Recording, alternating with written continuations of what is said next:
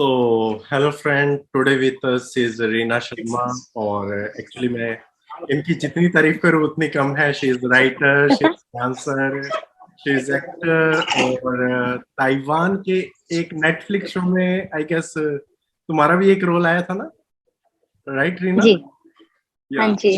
तो I can do क्या that. उनसे बात करने से पहले मैं ये कहूँगा कि इनका YouTube चैनल जरूर सब्सक्राइब कीजिए और जिसका मैं इस वीडियो के डिस्क्रिप्शन बॉक्स में देने वाला हूँ. ओके, तो शुरू करते हैं कि opportunities in Taiwan.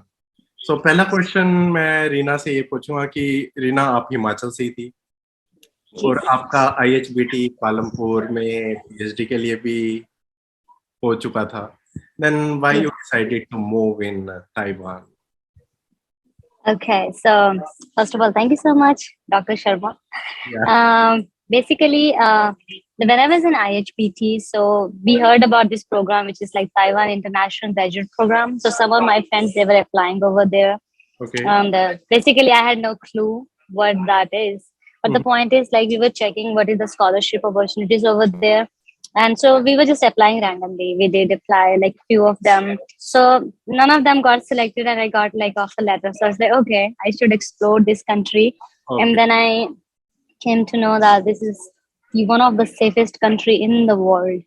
So I would say, like, no matter where I go in future, how many countries I would have explored, but that's gonna be the one country which is very convenient, very safe, and like a developed country for like from every perspective. So yeah, that's how we applied in that program, which is a PhD program, and they provide you a good scholarship as well. So can you tell me a little bit about what is the process to apply for PhD in Taiwan? Okay, so the institute where I was, it's Academia Sinica. So that is an institute which is affiliated by various universities in Taiwan, and the program is named as TIGP. I think that we can put the link in the description where people can see. Okay, so like what is the timing of the applications, and there are 12 or 13 different programs right now in Academia Sinica, which is not only like the plant sciences. It's like neurology and computer sciences, sustainable chemical engineering, etc., etc. So, and it's a really good place. Like if you want to learn, explore, and be independent in your research career. And people also like, it's not only that you have to apply after your master's. They have opportunity that you can apply even after your bachelor's, providing that your bachelor should be like for 4 years. You know, that engineering thing in India, B.Tech, B.Tech, I guess. But when you go over there, you just have to take more credits. Like you have to take more courses to complete your master's as well during your PhD. But that saves your time, you know. So the time you're gonna put into your master's, you can like, it's a combined master and PhD program as well, and only like PhD if you do that. Yeah. So that's to, actually, I was asking about this. I was going to ask about this thing because I'm in IIT, so many students are B.Tech. In B.Tech, they are doing engineering. yes. So they don't want to go for IT or coding. They are having interest in PhD. So yeah, I was going to ask what is the eligibility criteria? Is it a master required? B.Tech is okay? Yeah, you told. Yeah. B.Tech is okay, provided that if you have done some research during your B.Tech program as well. And the plus point is if you have a publication and a good record. Actually, if you have like one good publication in a very good journal, like with the first author, or maybe, okay, the journal is good and you have a good thesis work you have done during your B.Tech, chances will increase. Because if I say so, the acceptance rate is not that high. Okay. I mean, it's very competitive depending on which field are you applying in. So yeah, that's the one thing. Rest, of course, like you can apply and try your luck as well. And once you got selected for interview, then they will like shortlist few candidates, and then you give your interview. And then if you get selected, it's good. But that's not the process ends here. You have to give the qualifying exam like after a year or two, depending on which program you're enrolling in. And you have to clear that exam along with many credits. So after a year or two, okay. And if you clear that exam, you are a PhD candidate and you can pursue your PhD. And if not, by any chance, you're gonna get one more chance to like improve your proposal, and let your committee assure your committee that you are really interested into this and present the way you have the knowledge. But if the second time, unfortunately, you feel somebody could not get it, then it's like you have to go back, Okay. or you have to leave that program or apply somewhere else. I am not saying this is the end of the world, but I'm just telling you the procedure. Okay. So yeah, Yeah, because that's one thing. so it is just you have to apply there in university and they will take interview you. There is no exam like GRE, IELTS or something. That's a very good question. First of all, like the they don't specifically ask for any English proficiency exam like IELTS or GRE or anything. But if they do ask for it. I mean, they need something like criteria that you have proficiency in English. So either you have IELTS score, that's good.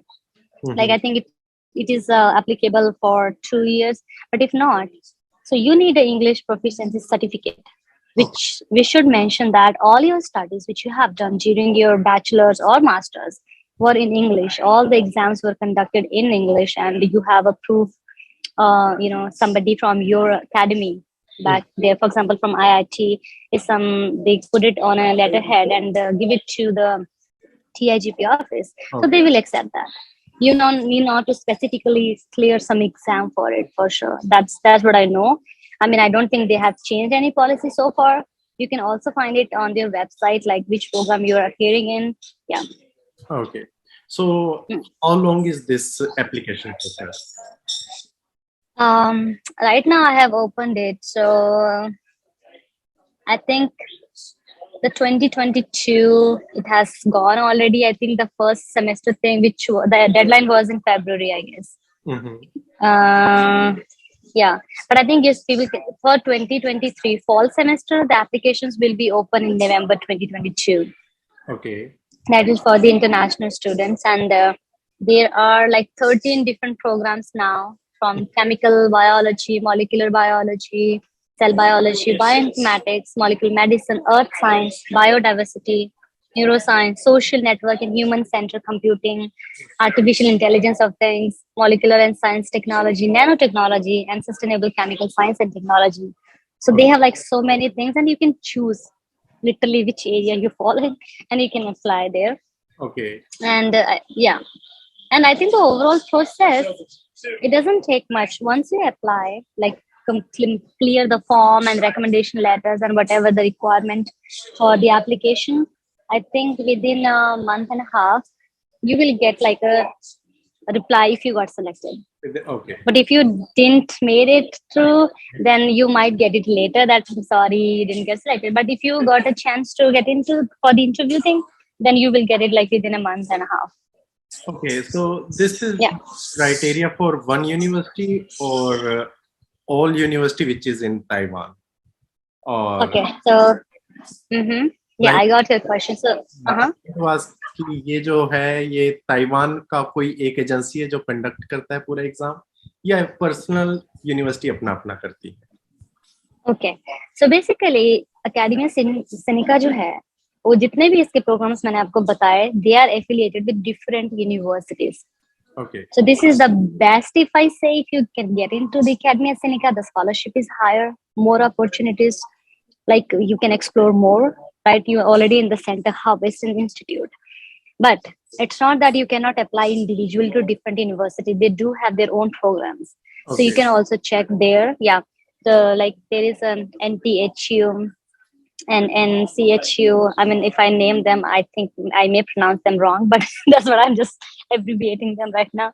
So there are many universities like Taipei Medical University and Tsinghua University. They're very, I mean, even on my YouTube channel, there are some Taiwan promotional videos which being conducted by the Taiwan government as well. Okay And I acted there as a model for them to show that how the PhD program work in there, okay how people, because they are the promotional videos for the universities. I didn't belong to those universities, या but people thought that I belonged to them, so they used to contact me. So, but they can check in there like how many amazing things are going on, especially in the Tsinghua University, which is in Hsinchu. and one is in Taichung, which is related to the agricultural sciences. So they do have different universities. Like people can apply in the different Academia Sinica as well as in the other part. So everybody, they conducting their own way of recruiting people. Okay. But Sinica is the, I would say, the center, but it's only for Academia Sinica. Yeah. Okay. So यहाँ पे मैं एक question पूछूंगा कि mostly Indian जो होते हैं fellowship mind या उसके रिगार्डिंग भी सोचते हैं, तो कितनी फेलोशिप मिलती है वहाँ? Well, अच्छी स्कॉलरशिप है इनकी बेसिकली। तो अकेडमी सिनिका में ताइवान में अगर कहीं और पीएचडी के लिए अप्लाई करते हैं या मास्टर्स के लिए अप्लाई करते हैं तो सिनिका में सबसे ज्यादा मिलती है, almost like I would say like 1.5 times higher or maybe 2 times higher than if you apply somewhere else. So but that the time I applied was like 34,000 NTD, which would be like around 60 to 70,000 Indian rupees, which is like is really good. Like for the first year in Academia Sinica, you will get to stay in the place provided by the Academia Sinica itself, and then later on you can just move outside. You can find place. You can live with your friends, like own an apartment, something like that. But I think the scholarship is enough to survive and get to know many things. But even outside, I mean, because for example, Academia Sinica is in the main hub, Taipei, so that is more expensive, but not like super expensive to live in. Whereas the other places, like in the outskirts, they are not that expensive. So even if they are providing you less scholarship, you still can survive. The point is like you will get everything on time. The academies, the office people, they will help you for everything. So sometimes you feel like, for example, for me now, I feel that I have to do everything by myself here. You have to go to different offices, but over there it's like just one call away, and they will make sure that they did your work. Yes. So that's like a life. Maybe you will get spoiled over there, but that's okay. नहीं, ये मैं यही कहने वाला था कि first thing कि India से डबल स्कॉलरशिप है, राइट? सेकंड स्कॉलरशिप तो अच्छी है, या इसकी क्वालिटी भी वहाँ अच्छी मिलती होगी, राइट? या थर्ड थिंग कि जो एक स्टूडेंट को यहाँ पे काफी चीजों का बर्डन उठाना पड़ता है, एकेडमिक स्टाफ से लेके, वहाँ पे एक कॉल पे ही मोस्टली काम हो जाता है उन स्टूडेंट्स का, राइट? या ये भी नहीं सोच के आना है कि ओके जा रहे हैं तो सब कुछ ऐसे ऐसे हो जाएगा, कोई तुम्हारी हेल्प करने के लिए वहां बैठा है। हेल्प तो you have to help yourself no matter where you are. I mean when people were in India, we were doing good, everybody, and then they find their place and they wanted to go abroad, they did well. But ऐसा सोच के like never keep this thing in mind, like students के लिए कि अच्छा हम बाहर जा रहे हैं तो वहां पे तो सब हमारी हेल्प करेंगे। No, the atmosphere will be very different. I mean, of course, सबसे पहले तो you won't find your own people, your own space, but you have to make your own space in this world. That's the first thing. So वो तो करना पड़ेगा। मतलब ये नहीं सोच के आ सकते कि अच्छा आगे बाहर अब मजे हैं, नहीं, मजे हैं, but you have to find those मजे। So how long they support you for your PhD? Means कब तक वो फेलोशिप देते हैं, या वो very good question। तो देते रहेंगे? नहीं, okay, so criteria is really different. I mean, I'm right now what I'm saying from the perspective of Academia Sinica, although I think it is applicable to every university. Okay. So Academia Sinica, for the first year, you can make sure that you're gonna get the full fellowship. Okay. But by the end of the first year, they're gonna evaluate your performance in lab, how good you did in your credits, the courses you took, and your behavior, whatever. And as I was mentioning earlier, that you also have to appear for your qualifying exam. So if you're not doing well, somebody didn't do well in the exams, and then they have this authority to cut down your fellowship. Okay. Right? Some can get like half, some can get literally nothing. I mean, it has happened. I have seen people like that. So the point is, if you're doing good, and because you have to do lab rotations when you go there, you have to finalize the lab. But if you choose a good person over there, like either good lab, either a good professor, someone should be good. I mean, it's you won't find like everything वही whatever, but कहने the वाला था कि professor should be. ये कहने वाला था क्योंकि परफॉर्मेंस तो डिपेंड करती है लैब में फंड कितना है और प्रोफेसर की नॉलेज पे भी, राइट? Yeah, तो इसमें yeah. स्टूडेंट की तो कोई गलती नहीं है कि उसके पैसे कट रहे हैं। No, yeah, yeah, no. The point is, सिनिका में फंडिंग की कोई कमी नहीं है. अगर कोई बोलता है ना कि फंडिंग की कमी है, तो it means they are making excuses that they don't want you. So make this thing in your mind, and you need not to like you go somewhere, just be professional with people. घरेलू रिश्ते बनाने की जरूरत नहीं है. We're not gonna live with them forever because it always complicates stuff in the lab and your career. So that's the one thing. But I mean, otherwise, like if things go smoothly, professor and everything is good, you're doing good. No matter you're getting hardships in between, you do get many other scholarships as well. Like you get to participate in many competitions. You can get the grant to go there abroad for different conferences. But that's up to your caliber, how good you are, how much are you learning. You have to be very serious about it. Mm-hmm. And that's the one thing. And next is, so it can stay for 5 years, for example. Like I think the PhD in the different programs varies according to many things. So minimum time, I would say, Academy of Sinica PhD takes time, especially like plant sciences like us. I mean, I did my PhD in 4.5 years. That's maybe just keep working all the time. To finish, you have to. You have to do publication. Yeah. Okay. You have to like have one publication like before your graduation. There are criteria. If you didn't get your publication 5, 6 years, 7 years, so after 6 years you have to leave the program.